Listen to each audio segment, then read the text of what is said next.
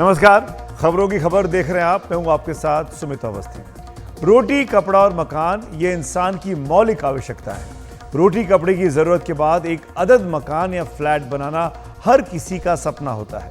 अपना भविष्य बनाने के लिए लोग अपना गांव घर छोड़कर बड़े बड़े शहरों का रुख अपना लेते हैं ताकि वहां पर अपना एक आशियाना बना सकें। जहां वो काम करते हैं उसी के आसपास हम सब रहना चाहते हैं, लिहाजा जिंदगी भर की गाड़ी कमाई किसी फ्लैट को खरीदने में लगा दी जाती है। लेकिन अगर बिल्डर बेईमानी कर दे और फ्लैट फंस जाए तो किसी भी घर खरीदार की क्या हालत होती होगी ये आप अच्छे से समझ सकते हैं। आपके अपने आसपास भी कई ऐसे दोस्त, रिश्तेदार या पड़ोसी होंगे जो बिल्डरों के इस प्रकोप के भुक्तभोगी होंगे। देश भर में लाखों परिवार इस तरह की मनमानी की आज की तारीख में शिकार हो चुके हैं। यहाँ जहाँ पर मैं आज बैठा हूँ यानी दिल्ली में, देश की राजधानी में, इसके आसपास के एनसीआर के इलाके में हजारों फ्लैट खरीदार हैं जो बिल्डरों की बेईमानी और मनमानी के चलते इसी हालत में हैं। एक और वो जिस किराए के घर में रहते हैं हर महीने उसका किराया चुकाना पड़ता है और ऊपर से जो फ्लैट बुक कराया है उसकी ईएमआई यानी किश्त का बोझ भी झेलते रहते हैं। आज की तारीख में महानगरों में रहना, खाना और बच्चों को पढ़ाना कितना महंगा हो गया है ये बताने की आवश्यकता नहीं है। उसके ऊपर से अगर आपके सपनों का आशियाना यानी अपना फ्लैट भी फंस जाए तो जिंदगी बहुत मुश्किल हो जाती है। ऐसे में सुप्रीम कोर्ट ने ऐसे लाखों फ्लैट खरीदारों को राहत देने वाला एक अहम फैसला सुनाया है। जिन्होंने सबवेंशन स्कीम के तहत फ्लैट खरीदा है, सुप्रीम कोर्ट ने निर्देश दिया है कि बैंक या बिल्डर ऐसे ग्राहकों पर ईएमआई के भुगतान का कोई दबाव ना बनाएं जिनके फ्लैट उन्हें नहीं मिल पाए हैं। ऐसे ग्राहकों के खिलाफ चेक बाउंस के केस में किसी शिकायत को नहीं सुना जाएगा। यह सुप्रीम कोर्ट का आदेश है। खबर की तह में जाएं उसके पहले आपको बता दें कि दरअसल फ्लैट बेचते वक्त बिल्डर एक सबवेंशन स्कीम का ऑफर फ्लैट खरीदारों के सामने रखते हैं। इसके तहत एक त्रिपक्षीय समझौता यानी ट्राइपार्टाइट एग्रीमेंट होता है, यानी तीन पक्षों के बीच में होने वाला समझौता। ग्राहक फ्लैट बुक कराने की एवज में शुरुआत में एक छोटी रकम एक मुश्त बिल्डर के पास जमा कराता है जो कि 5% से 25% तक हो सकती है।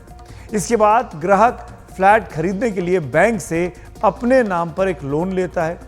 बैंक उस लोन की रकम को फ्लैट खरीदार को देने के बजाय सीधे बिल्डर के अकाउंट में डाल देता है और यही सबवेंशन स्कीम में सबसे बड़ा पेच है। इसके बाद जब तक बिल्डर फ्लैट का कब्जा फ्लैट खरीदार को नहीं देता तब तक लोन की ईएमआई बिल्डर को चुकानी होती है। ग्राहक को फ्लैट का कब्जा मिलने के बाद ही ईएमआई देने का या चुकाने का काम शुरू होना चाहिए। लेकिन बीते कुछ सालों में यह देखने में आया कि कई बिल्डर अपने प्रोजेक्ट फंसने या डिले होने पर बैंकों को ईएमआई को चुकाने में डिफॉल्ट कर देते हैं, या सरल भाषा में कहें तो बैंकों को किश्त चुकाना बंद कर देते हैं। इसके चलते बैंक पैसा वसूलने के लिए सख्ती का काम खरीदारों पर करते हैं, बिल्डरों पर नहीं करते हैं। यह सबसे बड़ा पेच है। यानी लोन आपके नाम था, जिसको चुकाना का काम करना था वो बिल्डर था, और वो ये बिल्डर जब चुकाने का काम नहीं कर पाता है तो बैंक के लोग आपसे पूछते हैं, एक खरीदार से पूछते हैं कि भाई आपने अपनी किश्त क्यों नहीं चुकाई। बिल्डर के पकड़ने के बजाय फ्लैट खरीदारों को धमकाने या परेशान किया जाने लगता है। इसी से परेशान कई फ्लैट खरीदार ने 2023 में दिल्ली हाईकोर्ट का रुख किया था, जहां से इन खरीदारों को कोई राहत नहीं मिली थी। इसके बाद फ्लैट खरीदार सुप्रीम कोर्ट गए। इनमें से कई फ्लैट खरीदारों पर चेक बाउंस के केस का खतरा दरअसल मंडरा रहा था। फ्लैट खरीदारों ने सुप्रीम कोर्ट में दलील दी कि वो पीड़ित हैं क्योंकि बैंकों ने रिजर्व बैंक के नियमों का उल्लंघन करते हुए सीधे बिल्डर के अकाउंट में पैसा डाल दिया है। बैंकों ने पैसा चुकाने से पहले भुगतान को निर्माण के चरणों यानी स्टेजेस ऑफ कंस्ट्रक्शन से नहीं जोड़ा। इसके तहत जितना निर्माण होता जाता है उसी हिसाब से पैसे का भुगतान किया जाता है। खरीदारों के मुताबिक सबवेंशन स्कीम में उनके पक्ष का कोई ध्यान नहीं रखा गया और बिल्डर और बैंक ने आपस में मिलकर काम किया और इसका नुकसान आज की तारीख में फ्लैट खरीदार भुगत रहे हैं। ऐसे में कई खरीदारों को सालों से अपने फ्लैट का इंतजार है, लेकिन ना फ्लैट मिल पा रहा है और ना ही ईएमआई का बोझ उनके कंधों से कम हो पा रहा है। जो सबवेंशन स्कीम के बारे में सुप्रीम कोर्ट का आदेश आया है, वो बहुत दिन से हम लोग इसके लिए प्रतीक्षा कर रहे थे। क्योंकि आप अगर देखिएगा तो जो सबवेंशन स्कीम था, एक तरह से इसको पोंजी स्कीम, आरबीआई ने इसको पोंजी स्कीम माना है, क्योंकि कहीं ना कहीं ये जो है सो लोगों को भ्रमित करता था और लुभावने वादे करके बिल्डर क्या होता था कि वही लोगों को दिखाता था कि आपका EMI no EMI till possession, परंतु कुछ दिन ईएमआई देने के बाद बिल्डर जो है सो इंटरेस्ट देने के बाद बिल्डर गायब हो जाता था। उसका अल्टीमेटली लोड जो है सो बायर्स के ऊपर। और अगर आप स्कीम का एक देखिएगा तो जो पर स्क्वायर फीट रेट बेचा जाता था, उसमें बिल्डर चालाकी क्या करता था कि जो ब्याज देना होता था 3 साल या 4 साल के अंदर, तो उसको पूरा कैलकुलेट करके और वो एरिया उसमें रेट में बढ़ा देता था। तो फायदा बायर्स का कभी नहीं होता था, अल्टीमेटली फायदा बिल्डर का ही होता था। बिल्डर ने घर बनाया नहीं, ईएमआई चल रही है उनकी, बैंक कोई राहत देने को तैयार नहीं है, बिल्डर सपोर्ट करने को तैयार नहीं है, और वो प्रोजेक्ट वहीं पड़े हैं, एनसीएलटी में चले गए। अब जो लोन मिला था बिल्डर को वो तो खा गया, बायर्स का उसमें कोई सही नहीं था, बायर्स के हिस्से ईएमआई आई है। और ये सदी का सबसे बड़ा स्कैम है इधर, क्योंकि इसमें जो भी कंडीशंस थे वो बायर्स के फेवर में एक भी नहीं था, सिर्फ बिल्डर और बैंक है। ये बेसिकली सबवेंशन स्कीम्स हैं, ये लुक्रेटिव स्कीम्स हैं जो बैंक्स और बिल्डर्स ने एक साथ दी थी। तो बैंक्स और बिल्डर्स ने एक साथ मिलजुल के ये स्कीम्स दी कि आप हमको पहले 10% अपने पास से दीजिए और 90% ये हमारा प्रेफर्ड बैंक है, ये आप हमको डिसबर्स कर देगा। इसमें जो प्री ईएमआई होगी वो बिल्डर ने कहा कि वो खुद पे करेगा जब तक पोजीशन नहीं मिल जाता। अब क्या है कि बिल्डर ने कुछ टाइम तक तो पेमेंट करी, कुछ टाइम तक पेमेंट करी 1-2 साल, उसके बाद उन्होंने पेमेंट नहीं करी। उसकी वजह से काफ़ी ज़्यादा केसेस लोन्स के अराइज हो गए, जैसे कि आप 138 केस, डीआरटी केस, ये सारे अराइज होने लग गए, और multiple cases, because bank security checks लेती है पहले से। अब इसमें ना ही पैसा बायर के पास गया, ये पैसा डायरेक्टली बिल्डर के पास गया। बिल्डर ने एक और लोन लिया, वो कि कंस्ट्रक्शन के ऊपर, ये तो पर्सनल लोन था बायर्स का, एक और लोन था, डबल लोन लेके बिल्डर ने आज तक कभी कंस्ट्रक्शन नहीं किया। तो आप समझ रहे होंगे, ट्राइपार्टाइट एग्रीमेंट में बिल्डर और बैंक मिल गए और परेशान हुआ बायर। सुप्रीम कोर्ट ने फ्लैट खरीदारों की इन वाजिब दिक्कतों को समझा और उन्हें राहत देने का फैसला किया। ऐसे में सुप्रीम कोर्ट के जस्टिस सूर्यकांत और जस्टिस उज्जवल भुइयां ने निर्देश दिया कि जब तक ये मामला सुप्रीम कोर्ट में लंबित है, तब तक फ्लैट खरीदारों के खिलाफ चेक बाउंस के केस में किसी शिकायत पर कार्रवाई नहीं की जाएगी। इस बीच सभी मामलों में अंतरिम स्थगन रहेगा और फ्लैट खरीदारों के खिलाफ कोई जोर जबरदस्ती यानी बलपूर्वक कार्रवाई भी नहीं की जा सकेगी। सुप्रीम कोर्ट ने इस मामले में एक अहम टिप्पणी ने यह भी साफ कर दिया कि हाईकोर्ट इस तथ्य को ध्यान में रखने में नाकाम रहा कि बिल्डर और बैंक ने इन मामलों में मिली भगत से काम किया है। गरीब फ्लैट खरीदारों को लोन वसूलने का माध्यम बनाया गया है, जबकि पैसा तो बैंकों से सीधे बिल्डर के अकाउंट में ट्रांसफर किया जाता था। फ्लैट खरीदार को एक ऐसी रकम की वसूली के खेल में धकेल दिया जाता था जो खरीदार को न कभी मिली, न ही उसने कभी देखी। बिल्डर और बैंकों ने त्रिपक्षीय समझौते और रिजर्व बैंकों के दिशा निर्देशों का पूरी तरीके से उल्लंघन किया है। सबवेंशन स्कीम से जुड़े मामलों में फ्लैट खरीदारों को सुप्रीम कोर्ट से राहत पर ज्यादा बातचीत के लिए हमारे साथ याचिकाकर्ता फ्लैट खरीदारों के वकील कुमार मिहिर इस वक्त जुड़े हुए हैं। मिहिर साहब, शुक्रिया वक्त निकालने के लिए। सबवेंशन स्कीम से जुड़े मामलों में सुप्रीम कोर्ट का बड़ा फैसला है, ग्राहकों के लिए, खरीदारों के लिए एक बड़ी राहत है। देखिए, ये बड़ी रियल एस्टेट सेक्टर में एक बहुत बड़ा तबका ऐसा है जो ये सबवेंशन स्कीम में फंसा था, जिन लोगों ने महंगे दामों पे, नॉर्मल रेट से ज्यादा दामों पे सिर्फ फ्लैट इसलिए खरीदा था कि उनको ये आशा थी कि जब तक उनका पोजेशन नहीं मिल जाता बिल्डर उनकी ईएमआई पे करेगा। और क्योंकि बहुत सारे प्रोजेक्ट्स में बिल्डर इंसॉल्वेंसी में चले गए या बना नहीं पाए या फिर किसी भी कारण से प्रोजेक्ट को अबैंडन कर लिया, बहुत सारे केसेस में बिल्डर अरेस्ट हो गए, तो उन सब लोगों के लिए ये एक बहुत बड़ा प्रॉब्लम हो गया था, क्योंकि बिल्डर ने ये ईएमआई पेमेंट बंद कर दिया। और क्योंकि अल्टीमेट लायबिलिटी जो अग्रीमेंट है उसके हिसाब से इन सारे बायर्स के ऊपर थी, तो ये सारे बायर्स के अगेंस्ट लोगों ने इंसॉल्वेंसी, लोगों ने डीआरटी में केसेस फाइल कर दिए, किसी के अगेंस्ट चेक बाउंस का केस फाइल कर दिया। तो बायर्स को बहुत प्रॉब्लम हो रही थी, और सिर्फ दिल्ली एनसीआर नहीं, बाहर और भी लोगों पे। तो कुछ लोग दिल्ली हाईकोर्ट गए थे। दिल्ली हाईकोर्ट ने पहले तो इनिशियली इनको रिलीफ दिया था, लेकिन एंड में ये बोल के कि पब्लिक मनी है और पेमेंट की अल्टीमेट रिस्पॉन्सिबिलिटी बायर की है, उन्होंने ये सारे रिट पिटीशन डिस्पोज ऑफ कर दिए थे। और उनका अपील में सुप्रीम कोर्ट ने ये जो फैसला दिया है कि बैंक्स बायर्स के अगेंस्ट चेक बाउंस के केसेस और बाकी प्रोसीडिंग इनिशिएट नहीं कर पाएंगे, एक बहुत बड़ा रिलीफ है।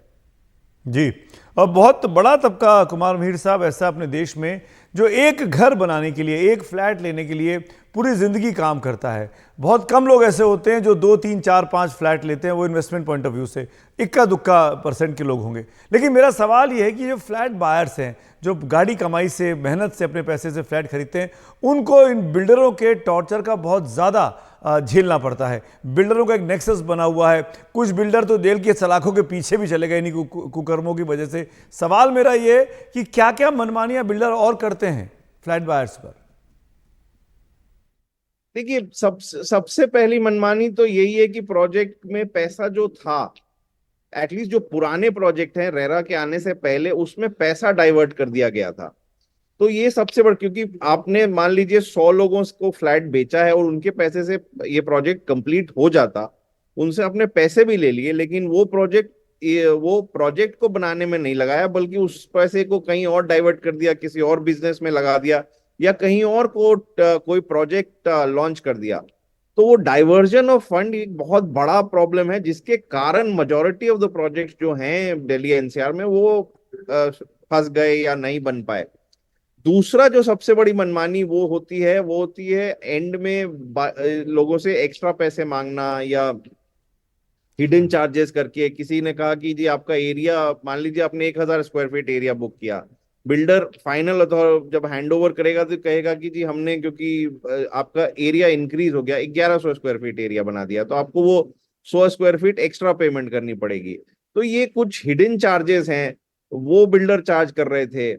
कुछ लोगों को जबरदस्ती ज्यादा मेंटेनेंस, क्योंकि बिल्डर नॉर्मली क्या होता है, मेंटेनेंस खुद प्रोवाइड करता है अपनी किसी सिस्टर कंपनी के थ्रू, तो वो ज्यादा मेंटेनेंस देने के लिए, इसके अलावा जो एमिनिटीज प्रॉमिस की गई हैं आपके, वो एमिनिटी प्रोवाइड नहीं की जाएंगी। जैसे मान ले उन्होंने बोला कि हम आपको इस तरह का क्लब हाउस बनाएंगे या ये फैसिलिटी देंगे, वो फैसिलिटी नहीं देंगे।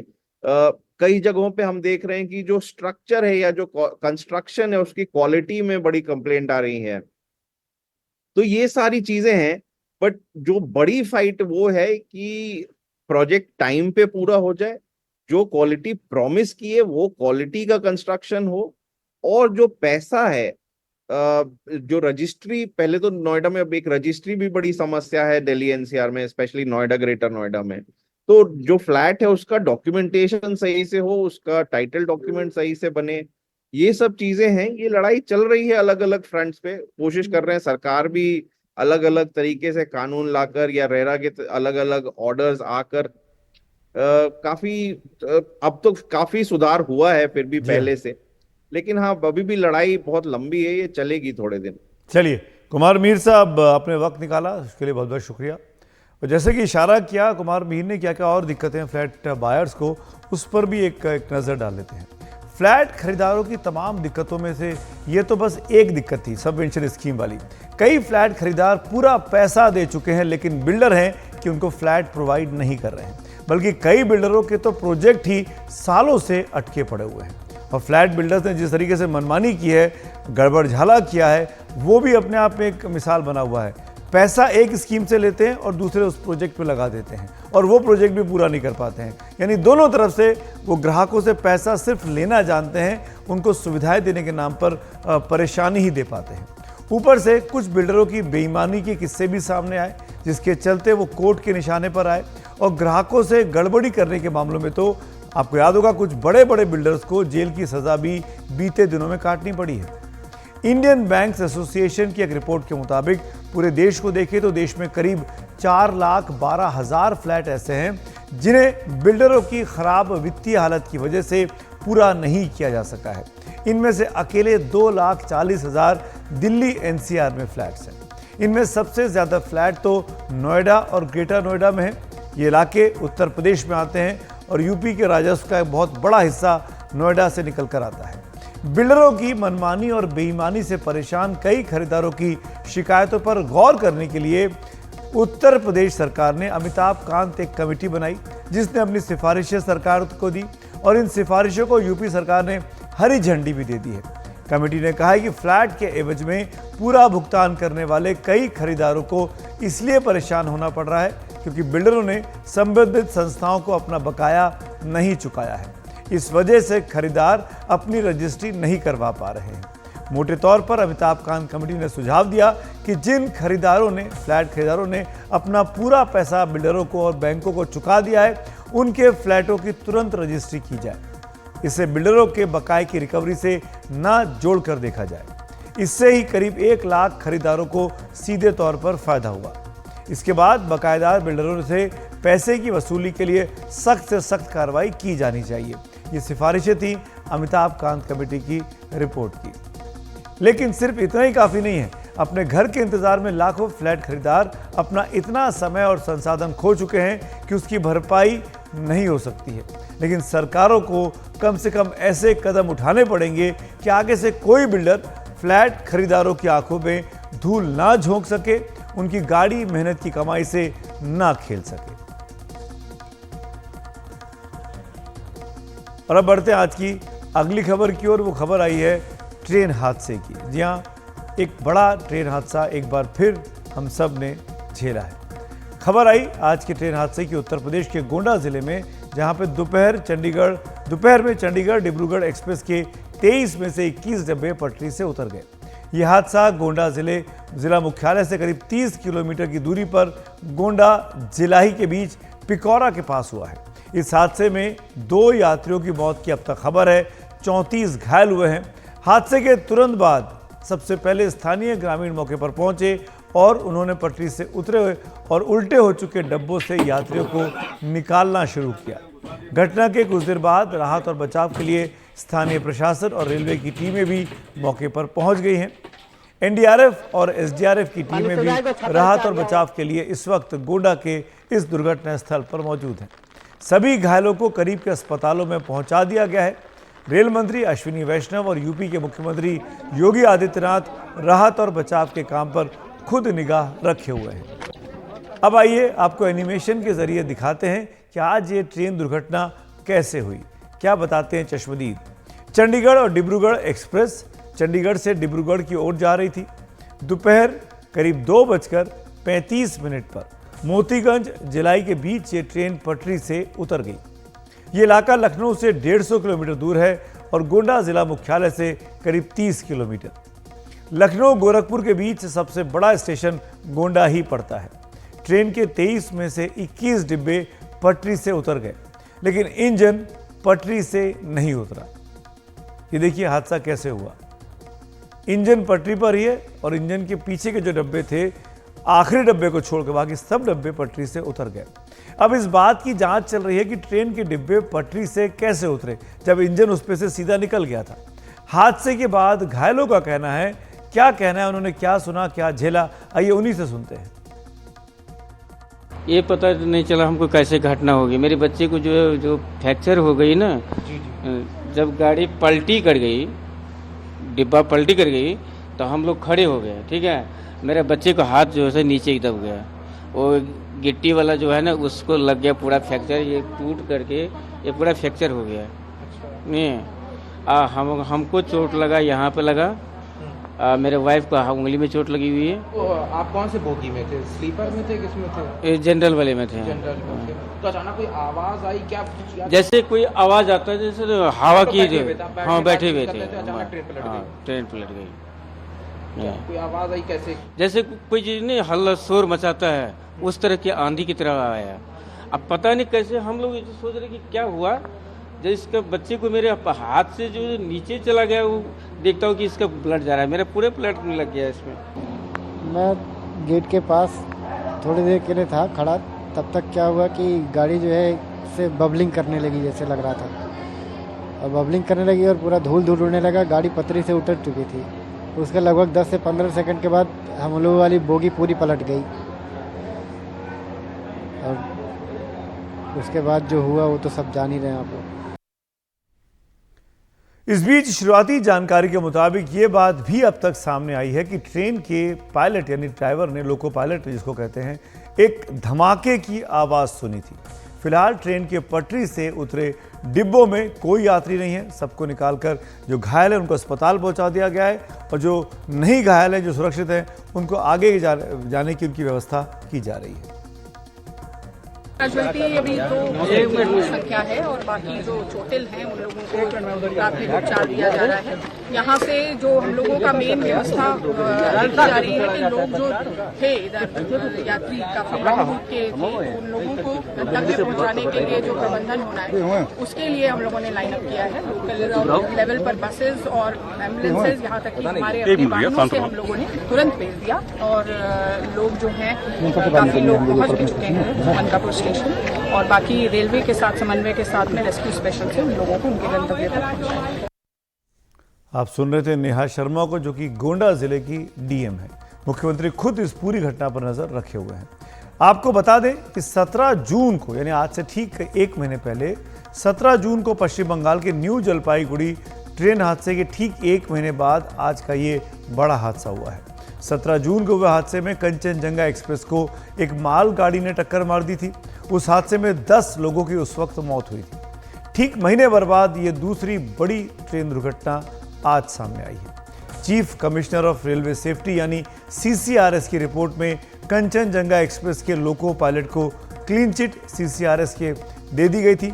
CCRS के मुताबिक लोको पायलट को जानकारी नहीं थी कि खराब सिग्नल हो तो ट्रेन की रफ्तार 15 किलोमीटर प्रति घंटा से अधिक ना हो। इससे पहले 2 जून 2024 को पंजाब के फतेहगढ़ में 2 मालगाड़ियों में टक्कर हुई थी। उस हादसे में 2 लोको पायलट घायल हुए थे। एक यात्री ट्रेन को भी नुकसान पहुंचा था। और उससे ठीक 1 साल पहले 2 जून 2023 को ओडिशा के बालासोर में एक बहुत बड़ा ट्रेन हादसा हुआ था। तब ट्रैक पर खड़ी मालगाड़ी से टक्कर हुई थी बेंगलुरु हावड़ा सुपरफास्ट कोरोमंडल एक्सप्रेस की। बोगियां आपस में भिड़ गई थी। हादसे में 275 लोगों की मौत हुई थी और 1000 से ज़्यादा लोग उस वक्त घायल हुए थे। 11 अक्टूबर 2023 को बिहार के बक्सर में रेल हादसा हुआ था। नॉर्थ ईस्ट एक्सप्रेस के डिब्बे पटरी से उतर गए थे। हादसे में तब 4 की मौत हुई थी और 100 से ज़्यादा घायल हुए थे। यानी बीते 1-1.25 साल में लगातार रेल एक्सीडेंट की खबरें आ रही हैं। आगे बढ़ते हैं आज की एक और बड़ी खबर की ओर।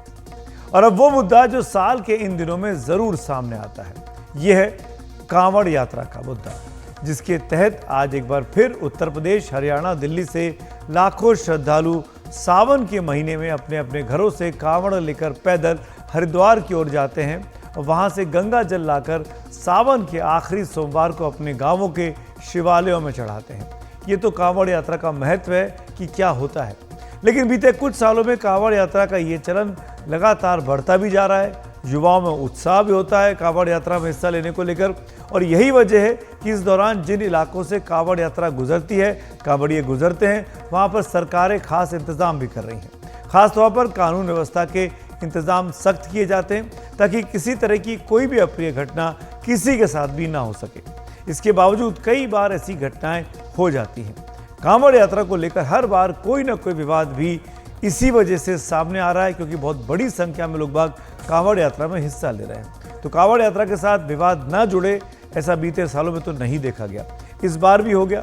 जैसे इस बार मुजफ्फरनगर जिले के सामने एक नया विवाद सामने आया है। कांवड़ यात्रा के इंतजामों में जुटे प्रशासन ने नेशनल हाईवे 58 पर स्थित होटलों और ढाबों के संचालकों के सही नाम मोटे अक्षरों में लिखने का निर्देश दे दिया, ताकि कांवड़ यात्रियों को ये पता चल सके कि कौन से होटल या ढाबों के संचालक हिंदू हैं और किसके मुस्लिम हैं। यही नहीं, कांवड़ यात्रा के रास्ते में पड़ने वाले फलों के ठेलों पर भी मुस्लिम ठेले वालों के नाम चिपकाए जा रहे हैं। ये साफ कर दिया जा रहा है कि कौन किस धर्म से आता है, जो भी चीज़ वो बेच रहा हो। लेकिन प्रशासन के इस निर्देश पर अब सवाल खड़े हो गए हैं। दरअसल पिछले साल कांवड़ यात्रा के समय मुजफ्फरनगर के बघरा स्थित आश्रम के संचालक स्वामी यशवीर महाराज ने नेशनल हाईवे 58 पर स्थित होटल और ढाबों के मुस्लिम समाज के संचालकों पर आरोप लगाया कि उन्होंने अपने प्रतिष्ठानों के नाम हिंदू देवी देवताओं के नाम पर जानबूझकर रखे हैं। उन्होंने इस पर एतराज जताते हुए उन पर कार्रवाई की तब मांग की थी। इस बार उन्होंने फिर इस मुद्दे को उठा दिया, चेतावनी दी है कि यदि कांवड़ रूट पर पड़ने वाले मुस्लिम होटलों और दुकानों पर उनके मालिकों के नाम नहीं लिखे होंगे तो वो आंदोलन छेड़ देंगे। ऐसे में प्रशासन के स्थानीय प्रशासन के निर्देश पर कई सवाल खड़े हो रहे हैं। सुनते हैं इस मामले पर मुजफ्फरनगर के डीएम का क्या कहना है। जो हमारे रास्ते में पड़ने वाले होटल्स है, ये हैं ढाबे पे, उन सब पे रेट लिस्ट चस्पा की जाए और ताकि बोर्ड पे नाम स्पष्ट हो, ताकि कोई समस्या नहीं होना चाहिए। एंड इसके अतिरिक्त जो कावड़ शिविर के संबंध में कावड़ शिविरों के साथ में मीटिंग की गई है, और जो बड़ा बड़ा डीजे लेके आते हैं उनसे साथ में मीटिंग की गई है ताकि माहौल शांतिपूर्वक रहे। इस मामले में राजनीतिक दलों ने भी विरोध शुरू कर दिया है। बीएसपी के अध्यक्ष मायावती ने सोशल मीडिया एक्स पर आज लिखा कि पश्चिमी यूपी व मुजफ्फरनगर जिला के कांवड़ यात्रा रूट में पड़ने वाले सभी होटल, ढाबा, ठेला आदि के दुकानदारों को मालिकों का पूरा नाम प्रमुखता से प्रदर्शित करने का नया सरकारी आदेश ये गलत परंपरा है जो सौहार्दपूर्ण वातावरण को बिगाड़ सकता है। जनहित पे सरकार इसे तुरंत वापस ले ले।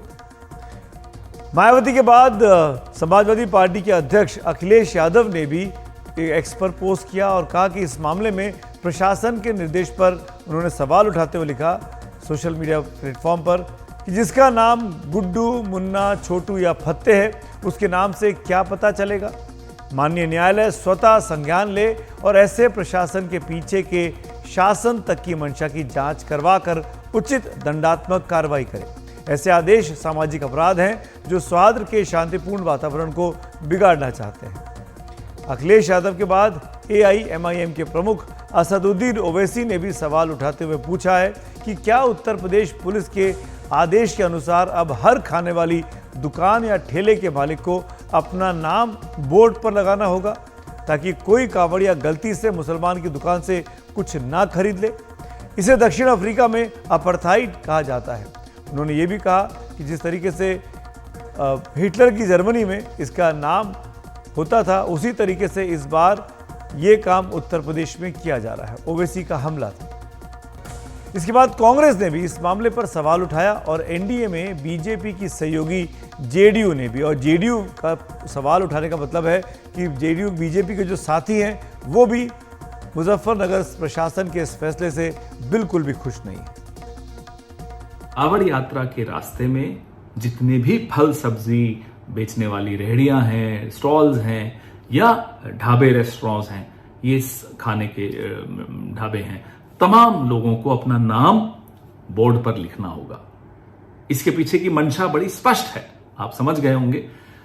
हिंदू कौन है, मुसलमान कौन है। हो सकता है इसमें जाति भी हो, मंशा में ये हो सकता है कि कहीं दलित तो नहीं है, ये सब हो सकता है, बिल्कुल संभव है। ये करना जो ये कांवड़ यात्रा पे प्रपोज कर रहे हैं, इसके पीछे मंशा है इकोनॉमिक बॉयकॉट ऑफ मुस्लिम्स को नॉर्मलाइज करना, कैसे आर्थिक बहिष्कार का सामान्यकरण करना है मुसलमानों का। पुलिस को छानबीन करनी चाहिए, कोई असामाजिक तत्व इसमें दुकान लगा के ना बैठे, लेकिन धर्म के आधार पर या जात के आधार पर इसमें डिस्क्रिमिनेशन नहीं होना चाहिए, इससे दूरी बढ़ती है।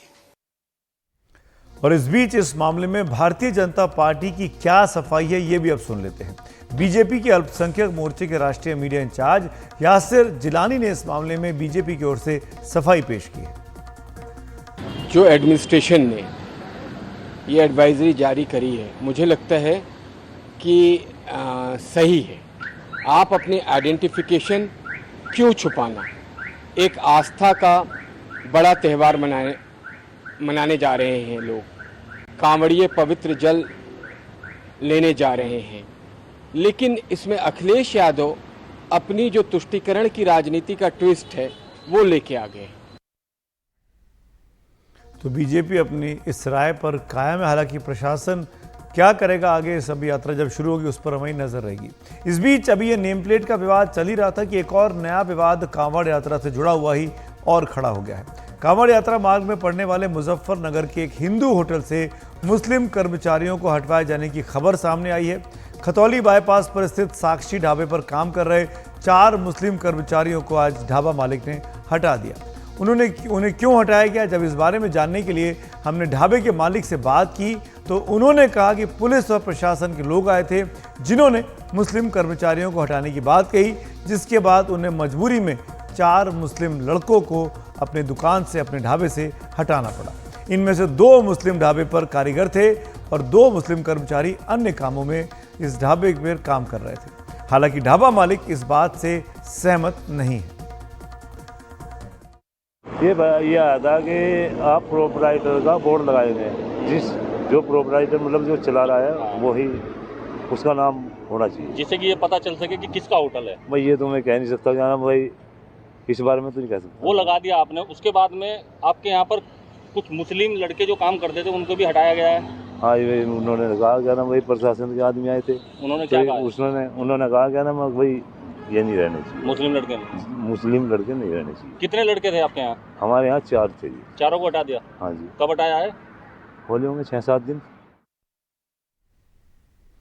तो कांवड़ यात्रा को लेकर जो विवाद नया ताज़ा खड़ा हुआ उस पर हमने अभी एक नज़र डाली। फिलहाल वक्त हो रहा है एक छोटे से ब्रेक का, लेकिन ब्रेक के बाद खबरों की खबर जारी है, बने रहिए, तुरंत लौट के आते हैं।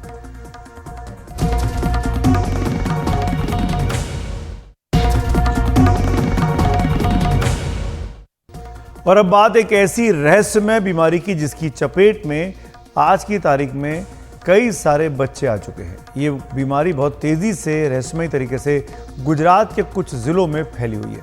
15 बच्चों की मौत हो चुकी है। इस बीमारी का नाम शायद ही आपने सुना हो। इसका नाम है चांदीपुरा वायरस। ये एक तरह का गंभीर एन्सेफेलाइटिस सिंड्रोम है जो मच्छरों और मक्खियों से फैलता है और इसका असर ज़्यादातर 15 साल से कम उम्र के बच्चों पर देखा जाता है। गुजरात के रास्ते ये बीमारी दक्षिण राजस्थान तक भी अब पहुंच चुकी है, जिससे लेकर दोनों ही राज्यों की सरकारें अब बहुत सतर्क हो गई हैं और मेडिकल टीमों को इस बीमारी पर काबू पाने के लिए लगा दिया गया है। गुजरात में इस बीमारी का सबसे ज़्यादा प्रकोप दिखा है। राज्य के 14 जिलों में अब तक इस बीमारी के 29 संदिग्ध मामले सामने आए हैं, जिनमें 15 बच्चों की मौत हो चुकी है। इनमें से 26 मामले गुजरात के अंदर के हैं, जबकि 3 मामले दूसरे राज्यों से आए लोगों के हैं। साबरकांठा जिले के हिम्मतनगर सिविल अस्पताल में ही 2 दिन पहले तक 8 केस सामने आए थे, जिनमें से 6 मामलों में पीड़ित बच्चों की मौत हो गई। गुजरात के कुल 13 जिलों में अब तक चांदीपुरा वायरस का असर दिखा है। साबरकांठा, अरवली, मेहसाणा, मोरबी, अहमदाबाद, गांधीनगर, महिसागर, खेड़ा, राजकोट, पंचमहाल, जामनगर में चांदीपुरा वायरस के केस सामने अब तक आए हैं। चांदीपुरम जो वायरस की આપણે વાત કરીએ, चांदीपुरा वायरस के यहाँ 8 मामले हैं। 6 बच्चों की मौत हो चुकी है।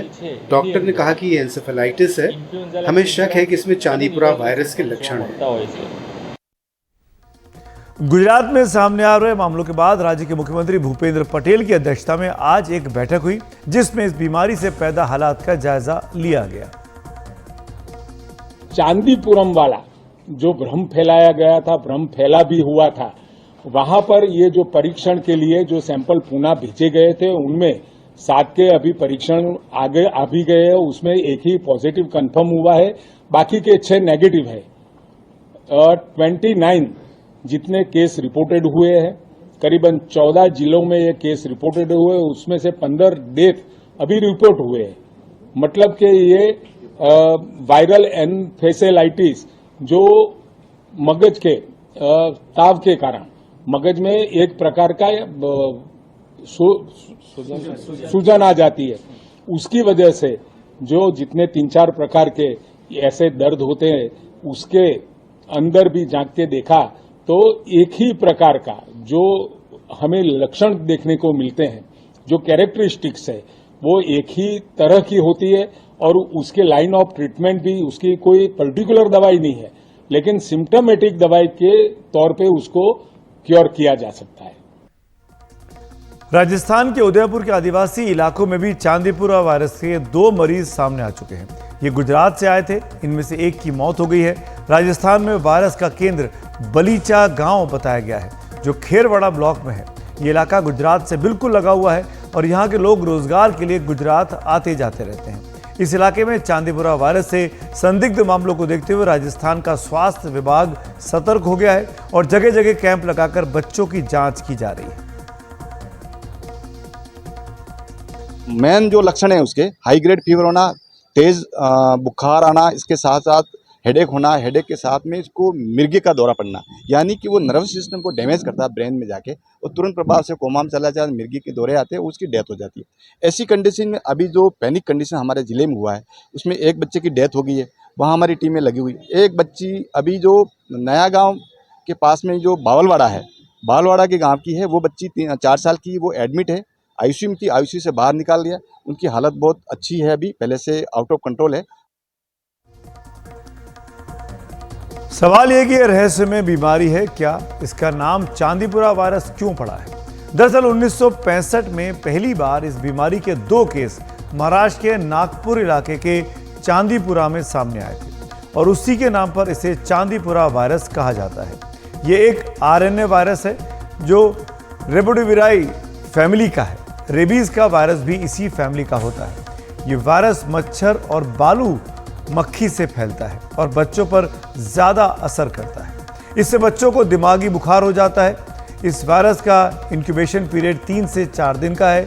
24 से 48 घंटे में बुखार बहुत ज्यादा बढ़ जाता है। ऐसे मामलों में जितनी जल्दी अस्पताल पहुंचा जाए उतना बेहतर रहता है। इस वायरस से बचने के लिए जागरूकता ही सबसे अच्छा उपाय है।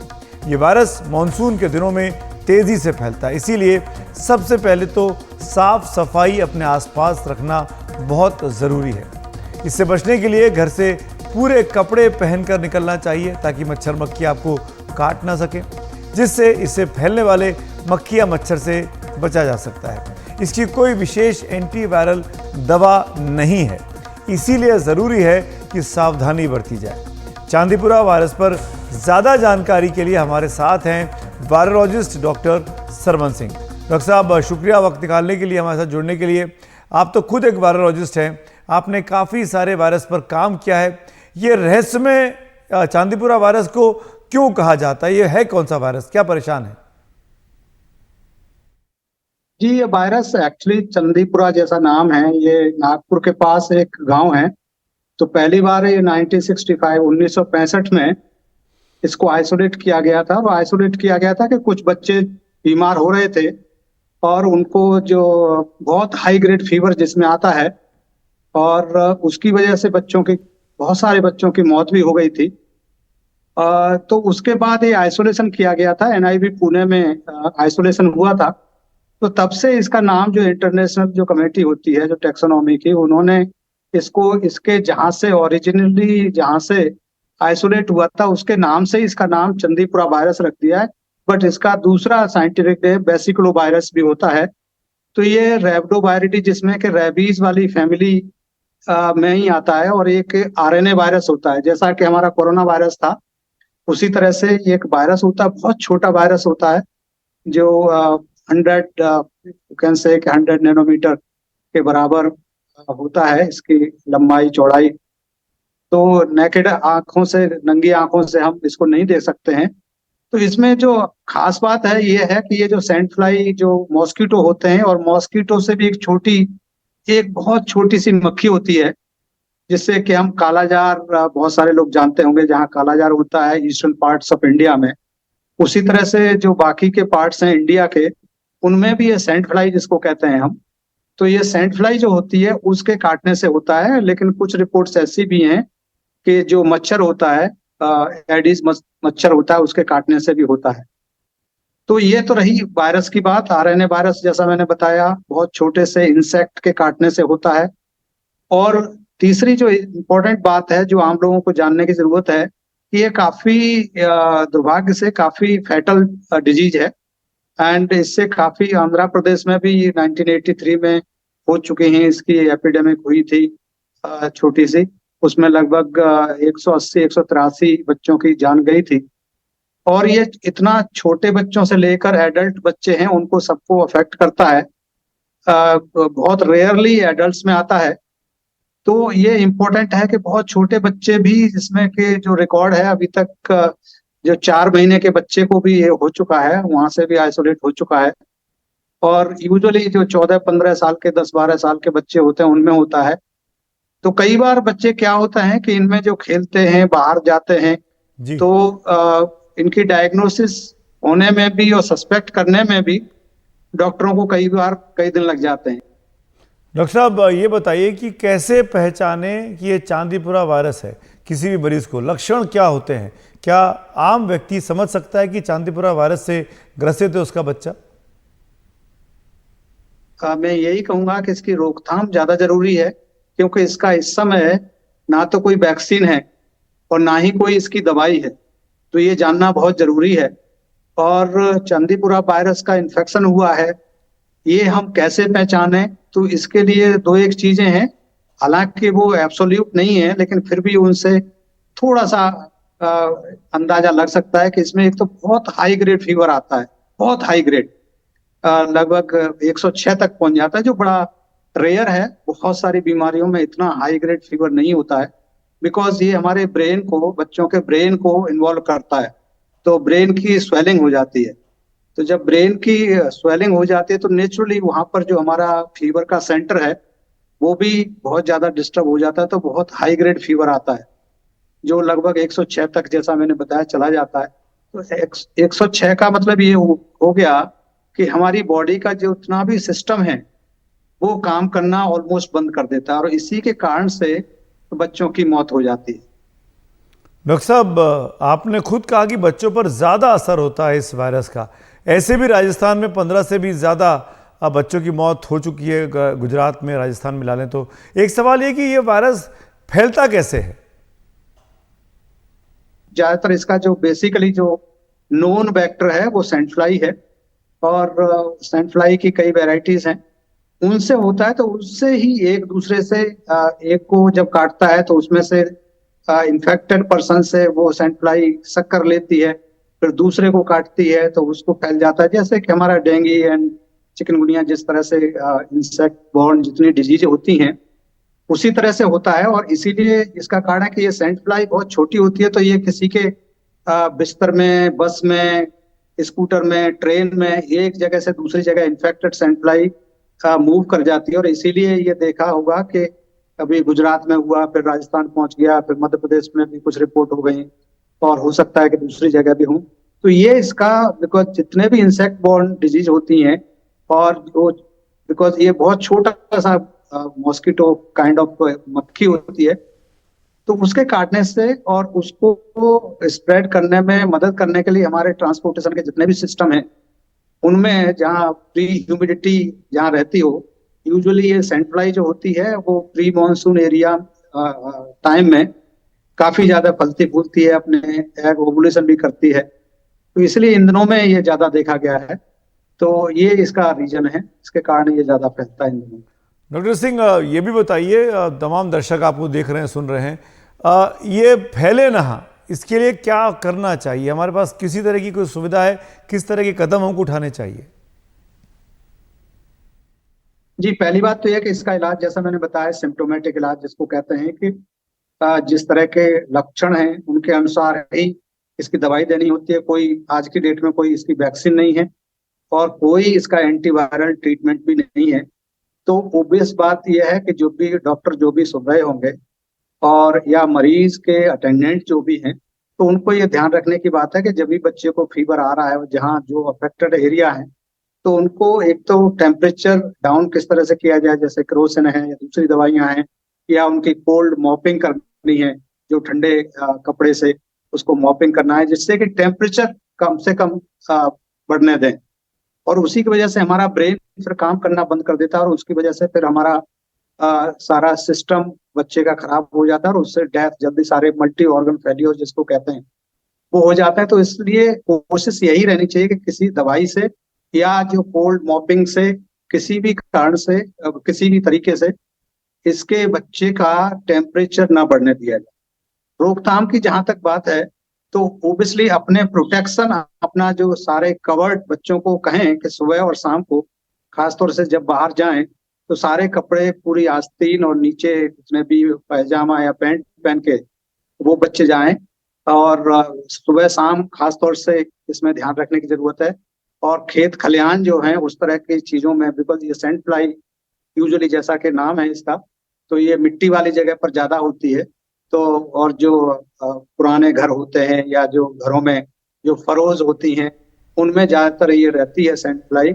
तो ऐसी जगह पर अवॉइड करें कि वहां पर बच्चों को ना जाने दें, खासतौर से जब तक इसका ये प्रकोप इस बीमारी का चल रहा है।